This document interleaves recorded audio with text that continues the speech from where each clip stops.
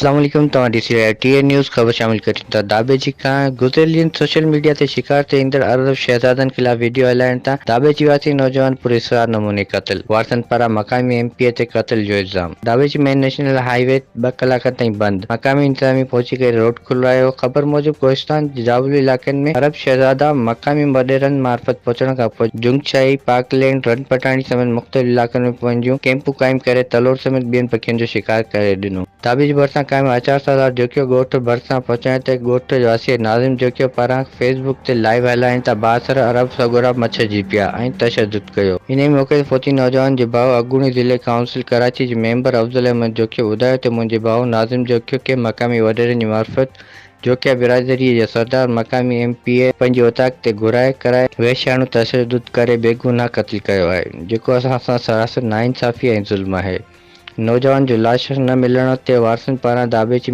National highway ते 2 कलाक धरणो हणियो वियो जंहिंखां पोइ लाश वारثن हवाले कयो वियो जंहिंखे जना अस्पताल पोस्टमार्टम रिपोर्ट बाद अबाणे ॻोठ आंदो वियो जिते घर में रोज ऐं राड़ो मची वियो। अरब लोग और हमें धमकियां दे रहे, हमारा रोड ब्लॉक करके खड़े हुए हैं। ये देखो, हमने इससे पूछा क्यों इधर क्या कर रहे हैं, हमारा इलाका है, तो हमें रोक के हमारे बदमाशी हमारे आगे कर रहे हैं। इसका गाड़ी का नंबर है, ये गाड़ी का नंबर है, ये हमारे से बदमाशी कर रहे हैं।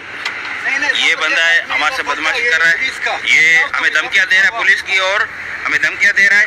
ये देखो मोबाइल कालू अचनि पियूं ऐं कुझु माण्हू मूं वटि आया बि आहिनि त हीअ वीडियो तव्हां लाइव जेको हलाया इहो डिलीट करियो, सुठो थींदो तव्हांजे लाइ, न त तव्हांजे लाइ सुबुह जो मसइलो थींदो।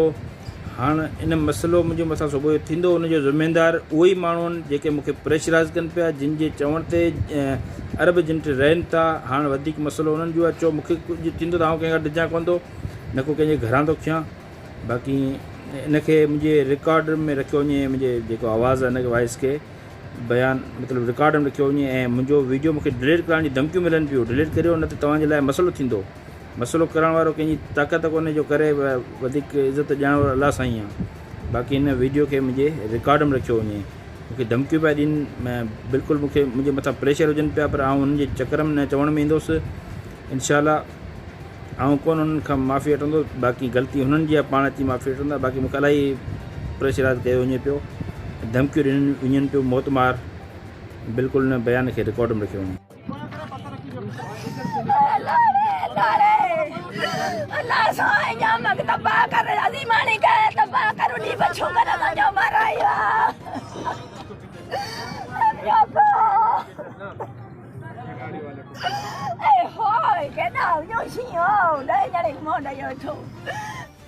वो पता नहीं कौन लोग हैं, ये जिंदा जीता जागता, ये कोई पागल नहीं है, ये मामू है, ये भाई है, ये बता रहा है कि मेरे कातिल कौन है, ये बता रहा है कि मेरे किसने मुझे धमकी दी, किसके घर में हुआ। इस सूरत हाल के अंदर जब ये अपने कातिलों को भाई बता रहा है तो किसी को पकड़ लेना जिनको ये जानते नहीं है, ये कोई अपने गार्ड शार्ड दे देंगे और मुझे पता है कुछ हफ्ते बाद इन बेचारों को प्रेशर देंगे, फैसला करेंगे, जिरगा करेंगे। लेकिन मैं इनसे भी कहता हूँ, खून ना बेचना अपना। मैं कहना चाहता हूँ ये जो बकौल इनके दोबारा ये बता दें, मुझसे इन्होंने तफसील बताई है कि जब मुझे कॉल करके मेरे टेलीफोन में बात हुई है। रिपोर्ट शाहिद समूह टीएन न्यूज़ ॾाॿेजी।